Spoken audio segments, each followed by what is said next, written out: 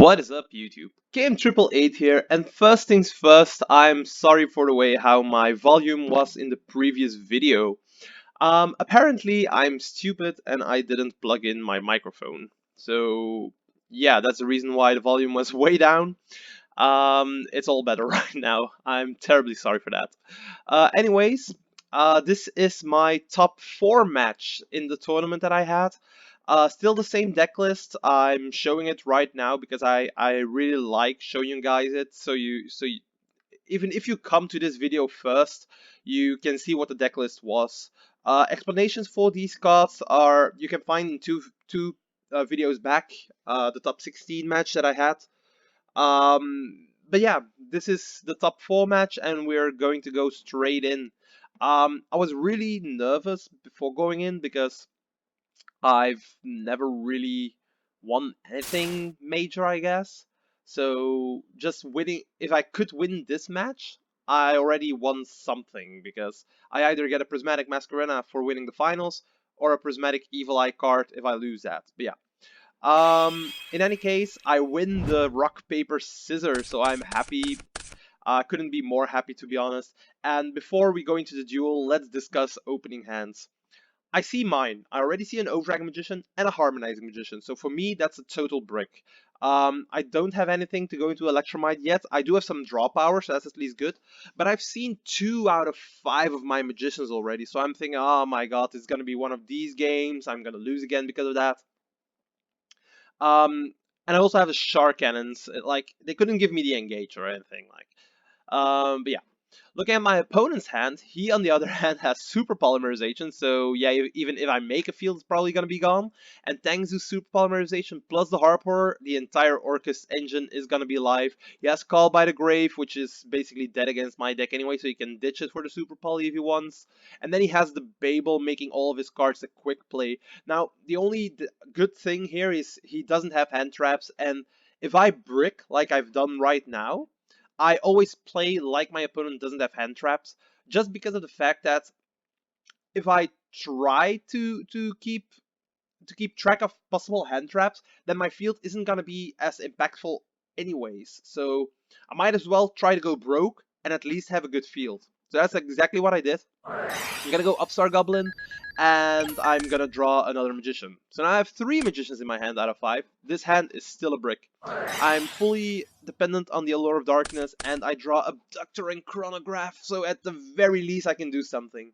Okay, I'm happy about that. I'm gonna go Abductor and Chronograph, get a counter, and then I'm gonna get my 4th Magician with a Chronograph. It's Time Gazer, and at the very least, I can go Electromite. So I am extremely happy about this. He doesn't have Impermanence, he doesn't have Ogre. At this point, I'm thinking, okay, now I only have to play around Nibiru. So I'm gonna go with Jackal King. I'm gonna try and get my Abductor playoff. So I'm gonna go Overdragon, get a counter, pop it, draw a card. And then with the Chronograph and the Scale, I have my 3rd counter. Now at this point, I see the Desires. One sec. I see the Desires, I have the Abductor.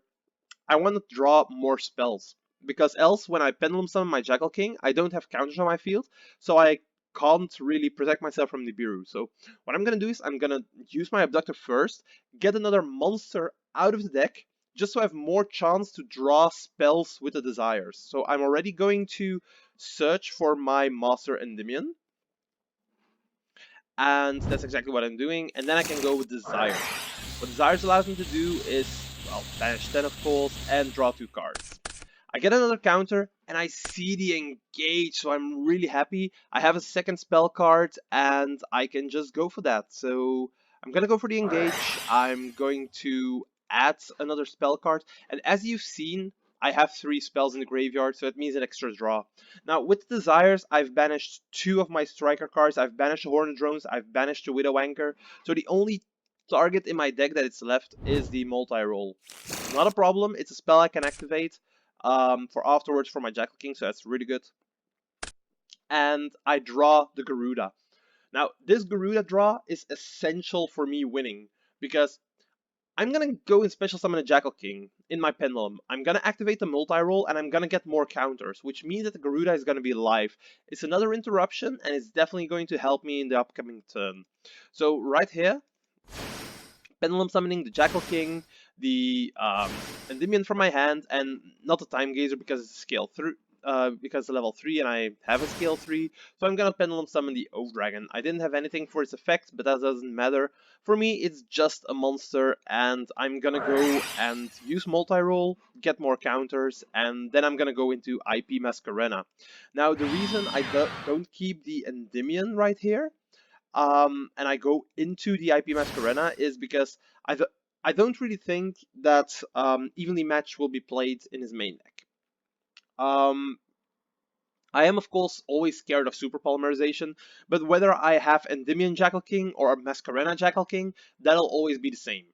Um, the better play probably here for me would have been to immediately go into Appaloosa, so I have 3 negates going from there. But I didn't expect super polymerization to really be a thing, and I wanted to have the Masquerena for a more power play. If I had Appaloosa Jackal King, this would have been game immediately. So I probably should have gone for Appaloosa, um, especially seeing his hand like with the super poly.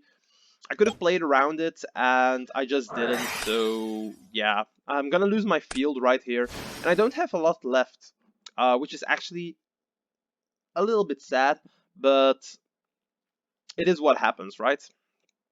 So right here, he has the Starving Venom, and yeah, 4,600 attack. That's really a lot. The one viable thing here is that my Shark Cannon is now live. Sadly, he goes for Babel, and that means that if he gets a Harper in the graveyard, he can just chain into my Shark Cannon. So even my Shark Cannon is just totally wasted. So the only thing I can actually do is try to let him bait me. Like try to activate my Shark Cannon. Maybe he thinks it's an impermanence, something like that. So the thing he's gonna do is he's gonna make a Nightmare Phoenix, and this is perfect for me because I can go Shark Cannon, try the Chain, and try to lure something out. Now I do see the Gizmek, and I'm going to target the Gizmek just so he has to banish 8 cards from his deck right now. If he banishes both his Nightmares, or if he, like 3 Nightmares if he plays it, maybe the Symbol Skeleton, that's all great for me. I'm gonna try and activate it, so he has to use it right here. Now, the thing that happens is he doesn't banish anything useful for me, and he's just gonna go Harp Horror, he's gonna summon the Nightmare, Orcust. He's thinking, like, can I go for Boral Sword OTK, but he doesn't have any resources in his graveyard. Going for Galatea won't really help him. So, because, like, if he goes Galatea, he can go Orcust Nightmare, send to World 1, special summon something back, but he can still only go for a Boral Sword. So there is nothing that he can do for a Boral Sword OTK, so he's actually just going to attack me right here. Let's see. Yep, there we go. He just attacks me, tries to go for that, and then he's gonna try and clear my board so I don't have any place. So right here, he's gonna go into the Galatea. Galatea's effect is going to get whatever he wants, and he's gonna go and get the Orchestrated Return. Now, maybe he should have gone for the trap card, but I might think that he banished it. Like, I can't see the 8 cards that he banished, but if that's true and his trap card is in here, it means that my Shark Cannon play was actually essential for him not getting a negate, and that's actually good. So right now, he's going to go and link these off into Nightmare Unicorn. Unicorn's effect is going to obviously get rid of my Abductor, but before he can do that, I'm going to activate my Garuda. Now, if you've noticed, like, how many cards have gone into that Unicorn?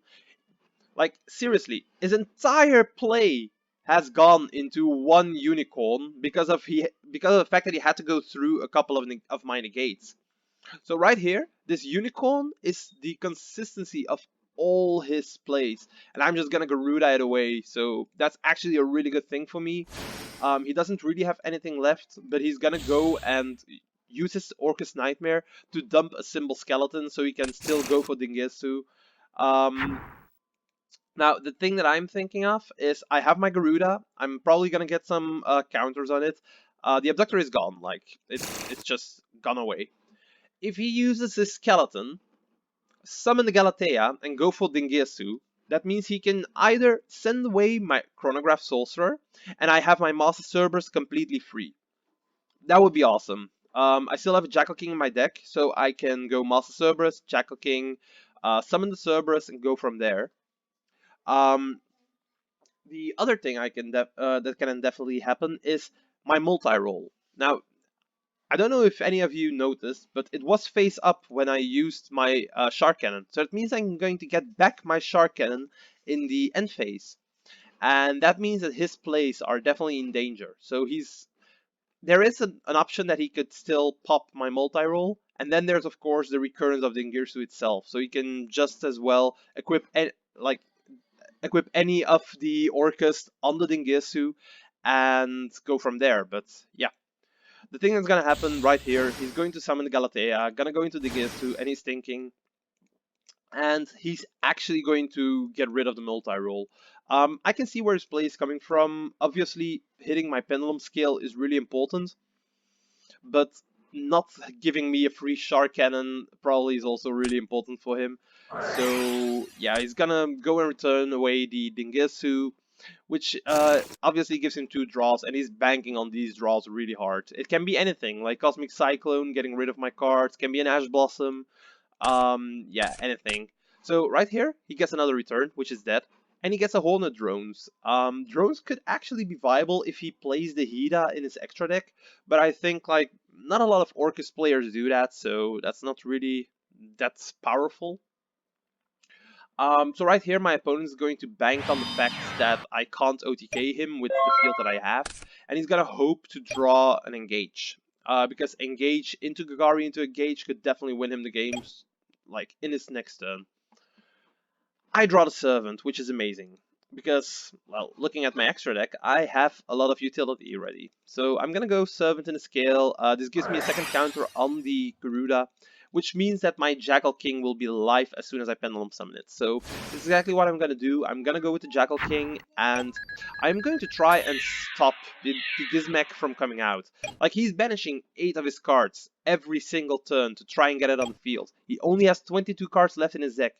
Banishing 8 means he's going to be stuck at 14, his normal draw, and then 8 again. He's only going to have 5 cards left if he does that. So I'm just getting rid of his resources, slowly but steadily. So, and that's exactly what's going to happen here. He's going to try and go Gizmek. I'm just negating it with the Jackal King. I don't want a 2450 beater on the field when the strongest thing that I have is 2400. So yeah, that Gizmek isn't going to come out. Let's see. There we have it. I'm just gonna negate it, and he's going to draw for turn. He's going to pass it up again because he has the Hornet Drones, which he can set. But if you go Hornet Drones, my Jackal King gets counters, and I'll just negate the Kagari anyways. So there is literally no point in him going for the Hornet Drones. He drew Super Poly, but that card is dead because he already went into the Starving Venom Fusion Dragon, and he probably only plays one.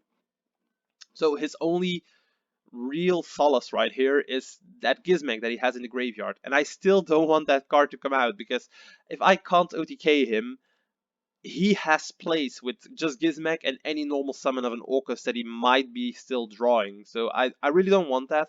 So I'm gonna make a kind of weird player, but I have to get 2 monsters on the board that can together OTK my opponent, and both can get over the Gizmek. So to lure out the Gizmek and still destroy it. So what I'm going to do is I'm going to tribute summon both of my monsters away for the Master Cerberus. It might seem weird, but this way I get 1 monster, and my extra monster zone is free again for a Pendulum summon. So I can actually Pendulum out my Endymion. And that way I can definitely lure out the Gizmek and destroy it with these 2 monsters alone. So that's exactly what's going to happen. I'm still not going to be able to OTK him, but I'm gonna get close, and he's only going to have 200 life points left. That's actually really good for me. Again, he banishes 8 cards, so he only has 5 cards left in his deck. There aren't a lot of resources left, and you are going to see that while he's going to top deck a Sky Striker, Mobilize, Engage, with 4 cards in the deck, you can't expect to have any targets left, can you? So he's just gonna draw another dead card, and he's going to scoop up game 1. So you can see the lol right here in the chat. He draws the engage. He's like, why this turn, not the previous one? But yeah, 16 more cards were banished since that moment, so it's actually really viable. I stuck to my strategy, and it actually came through. So yeah. Now, game 2 was a little bit different. He's gonna start, of course. He's gonna go first, and we're going to discuss the opening hands right here. So I obviously know he's playing Orcust, so I sided in 9 cards at this point. I sided in triple system down and triple evenly matched. Now the reasoning for that is you really want to see at the very least one of those. 2 would be, well, awesome, of course, because that if you draw two, if you draw both, you just win outright. The opponent can't do anything. If you draw 1, they can just go into the counter trap, and then you're practically stopped from using the evenly match. And it's a viable strategy because system down is very prevalent in the metagame. Now, looking at my hand, I did draw the evenly match, so that's actually really good. I also cited Cosmic Cyclones, Pancratops, and Eccentric Archfiend because of the IP play with Babel. They don't really have protection in that kind of play, so if they go for that, I just win by drawing those cards. But I didn't see those. For the rest, I have the Servant, I have the Hornet Drones, which is a sublime combination because these 2 cards alone pretty much give my Servant his full effect, so it's really good. And then I still have the Endymion, so I have low and high scale, and I have the Oath Dragon, so not too bad. My opponent's hand consists of a Orcust monster, a Scrap Recycler, Impermanence, Widow Anchor, and Twin Twist, so it's actually really good. But it all depends how he plays it out, and he's going to do his play like he should. So he's gonna go Galatea, World Warm, special summon it back, and then eventually he's gonna go with the Babel IP play, just as I thought. Like this is standard play for Orcust. So yeah, I'm staring down this board of 3 back row, Masquerena, Babel, and 2 cards in the graveyard that can trigger. The Nightmare is probably going to get him a Gizmek, while the Harp Horror is definitely there for a simple skeleton. It's perfect for him. He can go whatever he wants with that. Now the only downside for him is I do have the evenly matched, which means that his board is going to be wiped. And like I don't have to tell you, if you're playing against Pendulum and they evenly match your board and you can't stop it, you only have 1 card left. That's not gonna be doing that much. So you really have to play around that. He's going to make an excellent play and Twin Twister his own Babel and Widow Anchor. Reasoning for that is if he draws into the engage, he can definitely go Hornet Drones, get back Kagari, get back Widow Anchor. And the Babel, of course, itself is a card that if he ditches a card from his hand, he gets it back. So he is going to keep his back row though, because the IP Masquerena on its own doesn't really do much. But I don't know which card that he has left. Of course, the fact that it's in the Pendulum Zone does trigger my mind into maybe it's impermanent, so I have to play around that. So main phase 2, I'm going to set my Servant in the right Pendulum scale. It's just playing around possible impermanence, and it's exactly what the card is. So I'm gonna go Kagari, get back Hornet Drones, just making sure I can go for a Link 2. It's not that hard, to be honest. So I already have 2 counters. I'm gonna go and summon a Phoenix because I definitely want his back row to be gone. I don't know what it is, but if it's Cosmic Cyclone or anything, I rather want him to activate it now than later in the turn. For cost, I'm picking the Purple Poison because I haven't normal summoned yet, and I can just tribute over the Phoenix with my Oath Dragon, get back the Purple Poison, and go for a low scale that way. I'm doing some weird plays by tribute summoning as well, but it's actually going great. So as you can see, I'm gonna go with Servant. This is just going to be game, right? Seriously. He's thinking at my Servant's activation, because if he uses Gizmek now, I can't negate it with Jackal King. But there's always a play that if he goes Gizmek right now, I can just summon Master Cerberus from Servant, put in my well, purple poison by then.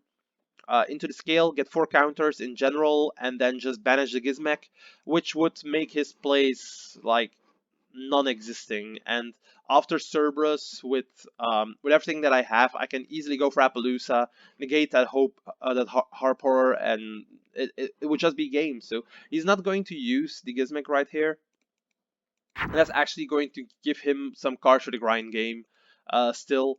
But he's definitely struggling to keep up right now. So I'm gonna go for the Jackal King right here because, as I said, I'm going to try and use my tribute summon, my normal summon for an Oath Dragon. So I'm gonna get a monster on the field and my scale. So Jackal King's at 3 counters. I can go for Electromite, making my plays even safer. Right here, going to send Chronograph, popping the Endymion, getting Chronograph, and the board is all set up for a massive Pendulum summon.